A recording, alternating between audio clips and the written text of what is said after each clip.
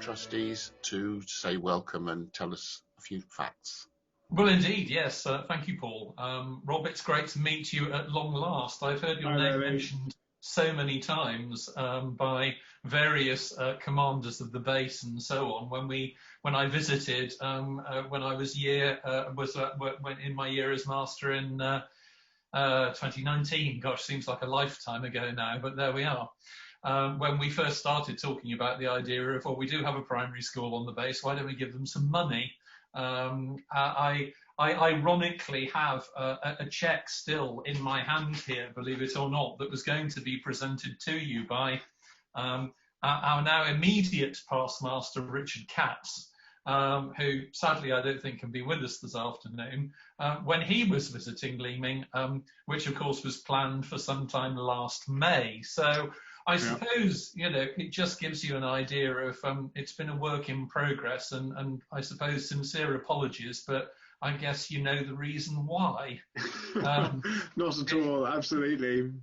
Indeed. So we're delighted that we are working with you. As you know, we adopted RAF Leeming, or they adopted us in 2018 when I accompanied past master John Poulton, who was very friendly with Andy Cole, who perhaps you will have undoubtedly you'll know. I think Andy is going off playing flying things again now, so from what he said to me recently, so probably a bit more than that. I'm trivializing it, but there we are. But it's absolutely great that we're working with you. We've had to really rethink the way we work with schools, of course, and hence this kind of communication. Once upon a time, somebody would have arrived and presented this old-fashioned check thing, and then at the end of it all, hopefully you'd send us a nice report and tell us what you've done with the kit. These days, of course, we have modern technology with Zoom, and I'm sure that Paul has talked to you about. We would be absolutely delighted that you report back to us in this form, hopefully getting as many children involved as possible. And if we can use it, it would be marvellous to put it on our YouTube channel, because it helps me put the arm, and the rest of the trustees put the arm on our members, because I'm sure you are aware, we are a small charity, and the only reason we exist is courtesy of our members' generosity. So it means that I can go back and say, that lot in RAF Leeming did okay. Here's a nice video, and off we go. So you probably want to say something about what you're going to do with the kit anyway, and I don't want to preempt your presentation, but delighted that finally we're getting there. And well, I guess the only thing I can do is perhaps metaphorically here, if I can hand the check to you here. I shall metaphorically receive it. There it is. There it is. There we go. And that's it. So finally it's got there. But anyway, delighted that we can be working with you. And over to you to hear. Let's hear about the school. Thank you. Wonderful. Thank you. Well, thanks ever so much for that, for the metaphorical and the actual check. Don't worry, I will send the money. Yes, it's a metaphorical presentation. No, it's really kind of the charity to give to Leeming. I really appreciate it. In terms of the kind of project and the outcomes, and you'll know from the presentation, you know, we're using the money to purchase various glass related items. So we've got some magnifying glasses, we've got some digital telescopes. I think we added a digital camera into the mix to try and record and track some of this stuff, because we've tried to find, we wanted really to give pupils as much ownership over this as possible. One of the slight technicalities that we faced in the past is that children, you know, we have some quite old kit in school, and it's a little bit flimsy and fragile, and you know, you pass a digital camera to a child in, you know, year one, and they probably trip over and drop it and that kind of thing. So we've had some issues with that. So we've got some a couple of shockproof cameras, and then with some of our old, we had some really old school manual microscopes, and we've got now we're intending to get some really nice snazzy digital ones for the children to use. So that's a little of sort of what we're hoping to do with the money. We've started getting some of that kit in already, and we've got a few more bits planned. In terms of the school itself, I'll happily give you a bit of an introduction to the school. So we are one of only 2 schools in the country that are behind the wire of a military base. So I have the highest population of service families of any schools in the country. So I currently have 1 family that's not service. They just live in an outlying village just on the other side of the station. But the vast majority, 99% of my children are service families. That obviously gives the school a very unique context. Many of the military schools in our area were very near to Catterick Garrison, which is the Europe super garrison. And there are a number of schools in that area which obviously have a high proportion of military children, but because they're just in the community, there's also 20-30% of non-military families as well. Whereas for us, pretty much our entire intake is from the RAF station itself. That makes for a really exciting place to work. There's, loads of wonderful community links. We're on the Zoom call, and that's an example of that, isn't it? This was a connection between yourselves and the RAF station, and then from the RAF station to us. So there's all kinds of cultural capital that we can make the most of in that sense.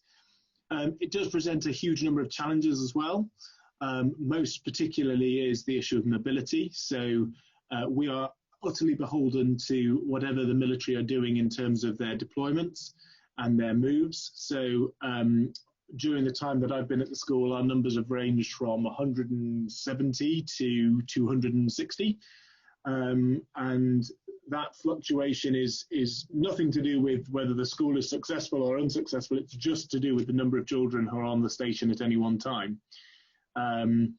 We have an average of about 50 to 60% mobility in year. So about a half of our school changes every year, either arrives or leaves.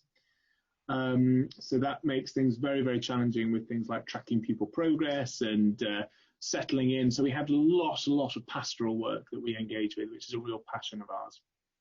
So that's a bit of a whistle-stop tour of kind of who we are. I can talk about the school for a long time, and I'll happily chat with any questions. But we did pull together a video. We did this during lockdown.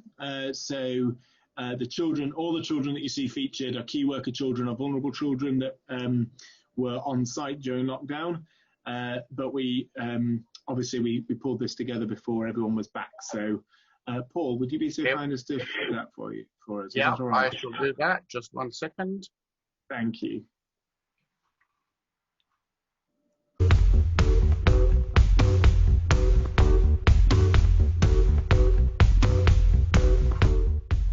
What is science? It helps us explain what happens in the universe and why. What do scientists do? Research new ideas. Explore and experiment. Make medicines.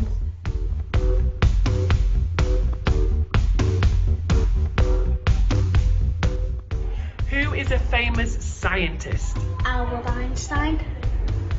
Robert J. Oppenheimer is a really famous scientist because he is the father of the atomic bomb and he made nuclear weapons. And what impact has this had on the world? He has found how atoms work and he has found different chemicals in the process. How has science helped the world? They grab the not good things for the sea to help the environment. By finding new planets and stars. By making different vaccines. When they've made and tested medicines. Which helps people that are poorly. Making vaccines like COVID vaccine. Scientists used to help the world because they invented X-rays and medicines, so those things can can be for doctors, so doctors can use them to measure respect and help the people around the world. Today we have COVID-19. Science has helped us create vaccines so less people get the virus.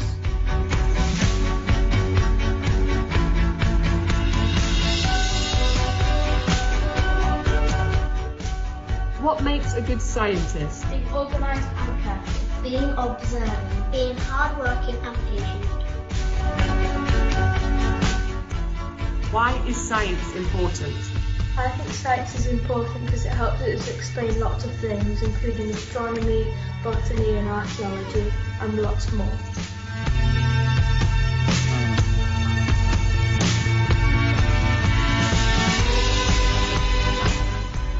What is the most interesting thing you've looked at under a magnifying glass? I like looking at a spider. I like looking at the snow. A ladybug, and it has black spots on it.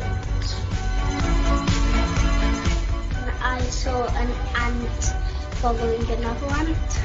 And what's the most interesting thing you'd like to look at under a microscope? Again.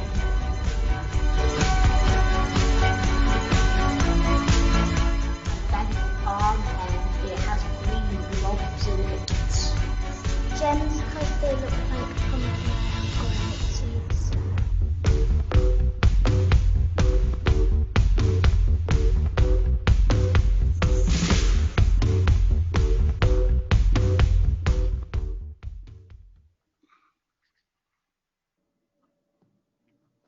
Wow.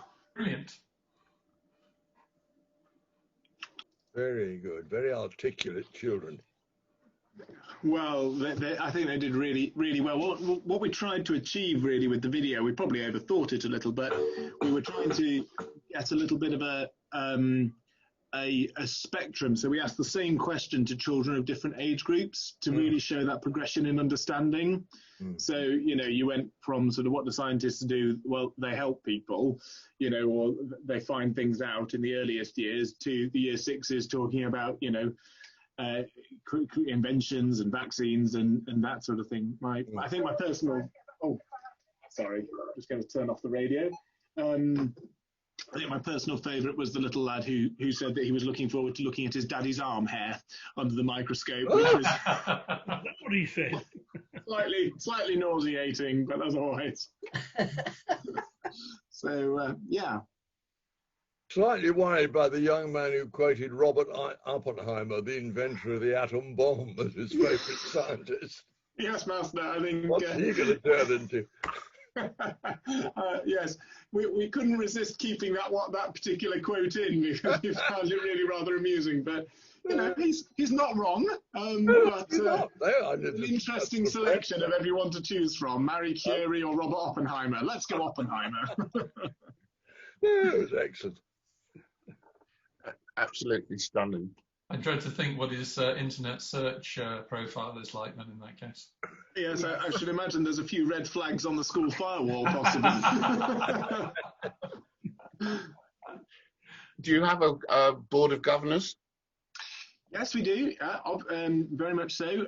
So we face similar challenges with our governance as we do with our pupils. We have quite a significant turnover of governors. Because often they are the military spouses, so they may be, or indeed military personnel themselves. So, our parent governors, we must have had about 5 parent elections, and during my tenure, just with people coming and going, they're here for maybe 18 months if they're an officer, a little longer if they're not officers. They have longer deployments. Rather longer postings, but we still get very, very high turnover. So one of the things that we have to do is spend a lot of time kind of working out how to rapidly induct our governors, so they can catch up with sort of where the school's at very, very quickly in the context and some of the challenges, because we haven't got the luxury of a nice slow year to ease them in and then they'll serve for 3 more years of their tenure. We've got to be quite quick in that turnaround.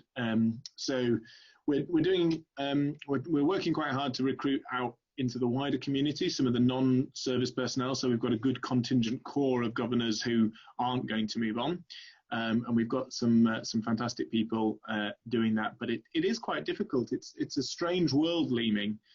I live literally 10 minutes away in a village called Askew, and prior to me applying for this job, I was dimly aware of the existence of an RAF base on our doorstep, but I had no idea that there was an entire community here with, it's the size of a small village. It's got 200 children and a few thousand personnel. They've got a bowling alley, they've got shops, they've got, all of this, and it's all behind the wire. And, it's inaccessible to the rest of the community. So trying to recruit from beyond the wire, people just aren't aware really of Leeming's existence in a big way. So there's some interesting dynamics there. Yes, and when you arrive and you don't do the right thing, the burly men on the gate are quite fearsome, I have to tell you. But there we are. So you're not going to get in and out. Well, I think you can probably get out reasonably easily, but I don't think getting in is very easy, which is understandable. I'm sure the master would be very well aware of this with his experience of the past. Absolutely. Yes. I've lived inside many a wire-fenced camp. I'm sure. Were you Army or RAF? I was in the Army. Right. Travelled around a bit. I was going to ask you, how does your funding work? Well, we're a local authority school, so we follow the same normal funding protocols as all schools. We obviously benefit from the service pupil premium, which is an additional payment for service children, but that's £300 per pupil. When that's compared and contrasted with disadvantaged pupil premium for children of disadvantaged backgrounds, there's a huge disparity because they're funded at £1,300 per pupil, in addition to their normal weighting. And there's some challenges there because by no means all, but many of our service pupils face very similar sorts of challenges to disadvantaged pupils, in terms of, some of the welfare considerations that they may face. So there are some challenges there, but we certainly don't turn our nose up at the service pupil premium. It's a very valued part of what we do. There's a slightly different bias for that funding as well, in that the disadvantaged pupil premium is aimed primarily at academic catch-up and sort of closing the attainment gap for disadvantaged pupils, whereas the service pupil premium is focused very much on pastoral care and well-being, to try and mitigate some of those challenges of frequent moves and dealing with parental deployments and absences and all those sorts of challenges of military life. Do you have any challenges in the form of children that have learning difficulties or disabilities that actually come into the school? Yeah, very much so. We have a much higher than average SEN rate, so we were at 22% special educational needs at the moment. Good Lord. Which is very, very challenging. And again, back to this issue of context, one of the huge challenges we face in that regard is the fact that when schools seek to secure additional funding in the form of EHCPs or statements as they were, which is sort of the one-to-one funding for the highest needs children, in order to secure that, it's perfectly right that the local authority and additional funding bodies require a couple of cycles of what they call assess, plan, do, review. So they want to make sure that a child hasn't just arrived and you've said, oh, they've got terrible need, we need lots of money for them. So they expect you to put in intervention, assessment, to get educational psychology reports, to reflect on those, and they expect that cycle to happen at least twice before they'll consider additional payments, which is fine for a normal school, but that cycle can take at least a year, 2 years to go through. So just as we've completed it and are well placed and well poised to apply for additional support for those children move on. And very often they'll move to different countries, even within the UK. Different countries have different expectations. So paperwork isn't transferable. So an educational psychologist report from Germany is not, they won't accept that when we come to submit that report in North Yorkshire. So we have to go through the whole cycle again. So it's an area that is a particular challenge for service pupils, and I know that some national bodies working very hard on that. Gosh, that must be very very testing. Mm. It's a shame that the administration doesn't run in parity within one camp and another, so that the documents can be transferred. But I suppose if you're answerable to local authority, then that's the problem.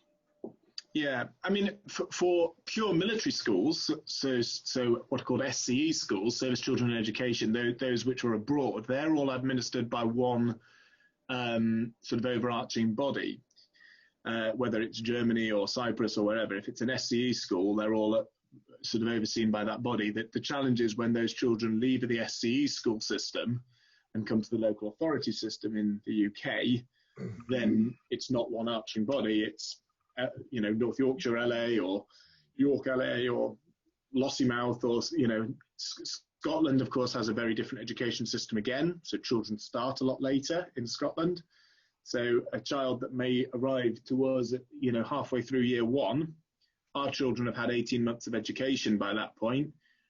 If they've been in Scotland, they've had zero education by that point because they start later and have a play-based curriculum. So, immediately that child is a disadvantage if they've come from Lossiemouth, because they simply have had less education than their peers.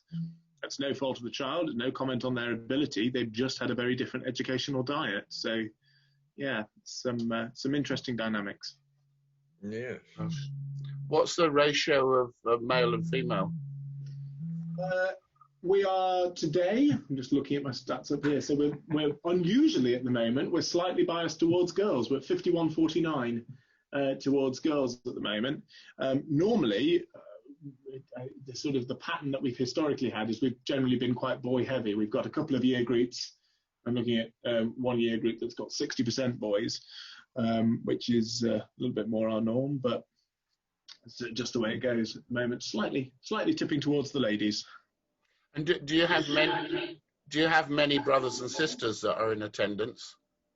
Yeah, a reasonable number of siblings. I think there's no particular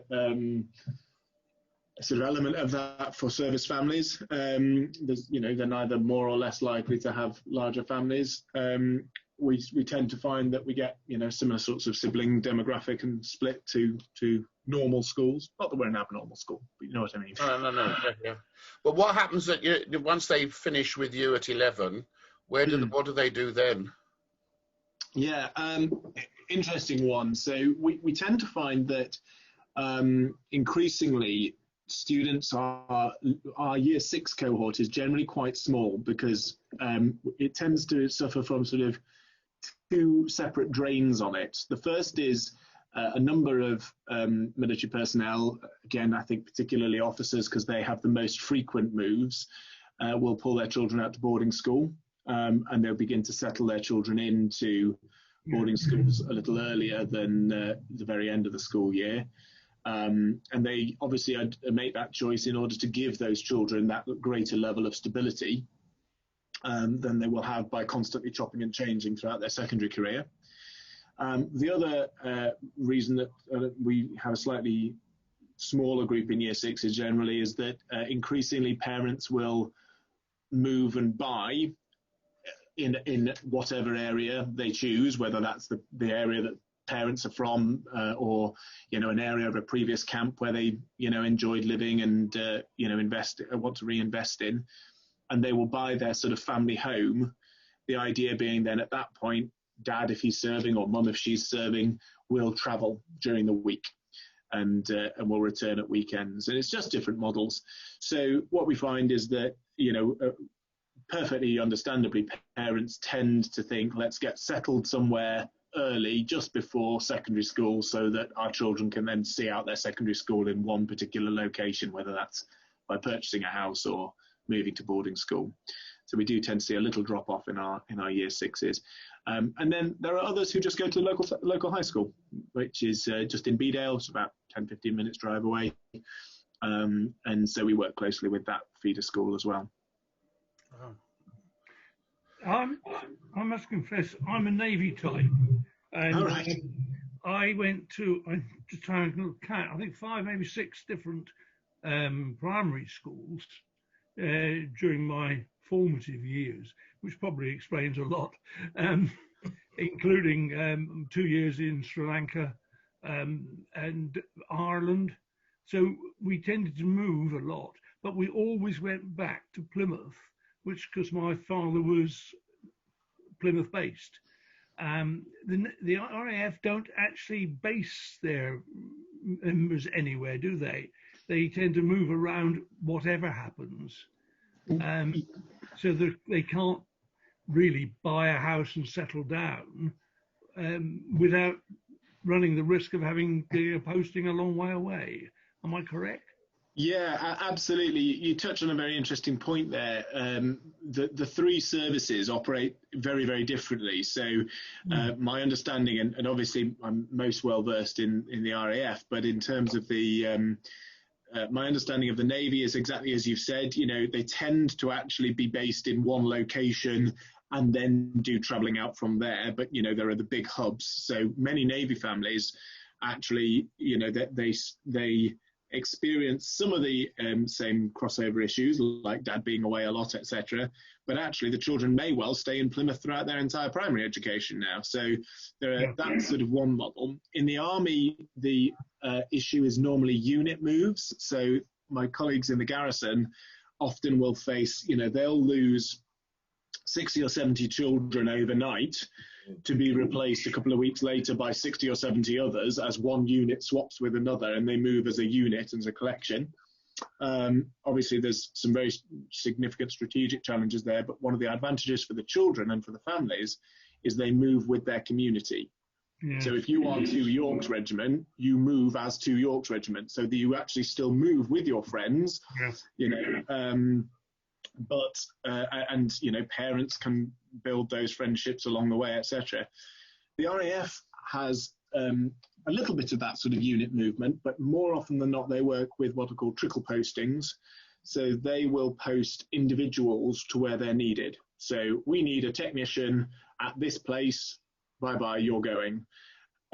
You know, we need and quite a lot of that happens from RAF Leeming, because our main Logi unit here is 90 SU, which is 90 signals unit, which is the RAF signals unit, and so obviously they're one of the first units on the ground whenever something new is being set up. They do all the technical kind of technical work for the RAF, so they need to get in and get all that equipment set up. So there's quite a lot of active deployment. And there's a relatively significant amount of posting, because actually if we need a technician who's going to take charge of something over at Linton or at you know, Lossiemouth or wherever, they'll deploy out from here and be posted. So they tend to be individual families, 2 or 3 at a time, get moved rather than that sort of big unit move. And there's things that make that easier and things that make that harder, but it's sort of different movements within the service. Wow. Are there any advantages to the school being sort of on the parents' work site, if you like? Do you find that you can get an advantage out of that? Absolutely. So, you know, I certainly would hate to paint the picture that this is all doom and gloom. You know, there are huge privileges that that our military children have, and that we have, being sort of as a school being based here. So, for example, you know, was it last year, or I've lost all track of the time now? Whenever the RAF, we had an RAF 100 celebration for their centenary, and we had a week's worth of learning devoted entirely to RAF 100. We took everything off timetable and we just said, you know, go nuts. And we worked brilliantly with one of the officers on the station, and he coordinated a whole raft of events. So we had the military nurses coming in with you know, big model skeletons, and they were doing first aid with the children and all that kind of stuff. We went off to the hangars to see the jets in the hangars at 100 Squadron. At the time there was I think it's called RTP unit. There was a unit that was dismantling all the old tornadoes that was based here. So they were having a great time. So they invited us over, and they were playing around with liquid nitrogen and freezing marshmallows and smashing them for the kids. And, you know, so there's a whole raft of kind of exciting experiences that the kids can engage with. And the fact that we can do all that walking distance from our door is just an absolute privilege. And then there are sort of the regular things like, remembrance is obviously a huge thing for our children in their sort of awareness. So every time Remembrance Day comes around, I take our Year 4 children across to the station parade. They're seeing all their parents lined up in the parade. We meet around the cenotaph on the station, and it's really poignant. And so there's all kinds of sort of privileges and advantages to our location, as well as some of these sort of particular challenges. Thank you. Do you have a PTA? Currently, no. It's been mothballed again. same challenge. Turnover. Right. You develop. We get sort of some years where we've got a really established PTA going, and there's some a great chair and a great structure behind it, and then the chair moves on. Oh, right. Anyone going to take over the chair? Oh, actually, no. Well, we're actually being posted in a couple of months, so I can't take it on. And so we sort of have waves and cycles of really active fundraising going on, and a really supportive PTA. And I think that it's a perfectly understandable challenge that the parents face, is that idea of buy-in. And sometimes we see that in the children. Actually, in my last headship, I was head of a small village school, and the children absolutely bought into. We were Team Ravensworth. We were part of the Ravensworth family for the next 7 years, and so there was a real sense of that buy-in. And there isn't always that with the children here, because they'll come, with some families, they'll come and they'll see themselves as part of Leeming for a little while, but actually I'll be somewhere else in a year's time. Of course, I'm generalising. That's not always the case. We have some wonderfully connected and supported families and children, but it is a dynamic for others. I think that it probably doesn't allow much time for you getting into a comfort zone and getting complacent, because you've got it all organised. You're facing a new challenge almost every day. Yeah, absolutely, and that's one of the wonderful things about my job. It's one of the things I absolutely love. I always said I never wanted to teach in a box. So my first teaching job was on Holy Island, just off the coast of Northumberland. So I was the only teacher on the island, and that was a very unique experience. And then went to a village school headship at Ravensworth, and now over to here. And this is certainly not in a box. There's never a dull day at Leeming. There's a lot of change, and I absolutely relish that, and my team does as well. The staff I've got are fantastic. My deputy has been here for her entire career. I think she's up to 22 years here now. And part of the reason that she's felt able to do that is because it's always fresh. There's no sense of being stale for her, because the school is reinventing itself constantly, and that is hugely exciting, and makes for a really engaging workplace, and hopefully a really great experience for the children. They're really buzzy kids. How many teachers do you have on site? So we've got currently operating with 8 classes. We've got one on maternity leave at the moment, and we've conflated 2 classes at the moment. So 8 or 9 is our sort of average class makeup. And there's a decent spread, but many of the teachers have actually been here quite a long time. We don't have massively high turnover of staff, because I think of that element of freshness that is naturally brought to the school. Fantastic. Are they recruited through the local education authority? Yes, generally. Well, I mean, we'll recruit from anywhere we can get. So sometimes, we'll always advertise through the North Yorkshire County website, because that's free. Right. Sometimes we have to go further afield. There's a new DFE service, which is sort of national, where you can advertise teacher vacancies. But in general, most of our staff tend to come via the LA route. Yeah. Good. Okay, I think. Over to you, Master, I think. Yes.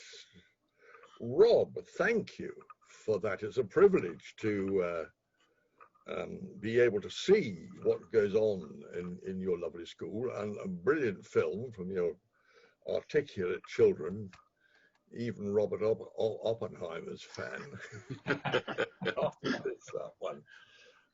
There's clearly a great deal of enthusiasm and energy goes into this, and I'm glad that we as glass sellers are able to play a very small part in helping you expand the minds of these young children and helping them onto a happy and productive adulthood. And clearly you are totally dedicated to it and rise to all the challenges that are presented by the comings and goings and so forth. And we're much impressed, and we hope you get the best. Oh, my cat's fallen over. Oh dear. Thought you may have been to a mess event there. Only my camera. I'm still sitting in my chair upright, don't worry. And yes, we hope you'll be able to make the best use of the kit we are providing for you. We look forward to hearing back from you more about its use in due course. And if you need more, you can always ask, but you may not get. Understood. Thank you. Well, and I hope also, Master, that it may well be, I don't know whether it will be in your year or whether it be in Barbara's year, I would imagine that we will be invited up to come to Leeming, at which point it would be fabulous to go to the school, of course. Absolutely. Very welcome. Absolutely, yeah, indeed. Good. Well, All Rob, right. Thank you very much indeed, and good luck with it. Rob, just whilst you're on, Rob, I'm not sure I have your school bank account information. So if you could I think you've got my email address. If you haven't, Paul's is fine. He'll forward it to me. But if you want to get paid, that's the quick way of getting it now. I will set it up on our system straight away following the meeting today. I appreciate that. Yeah, no problem at all. I'll get that sent over. Thank you very much. All right, everybody. Well, thank you very much for joining us. We'll say goodbye to RAF Leeming and Rob and wish you every good luck, and hopefully we'll be in touch again soon. Indeed, Thank you very much indeed. Take care, everybody. Bye. Bye. Good luck.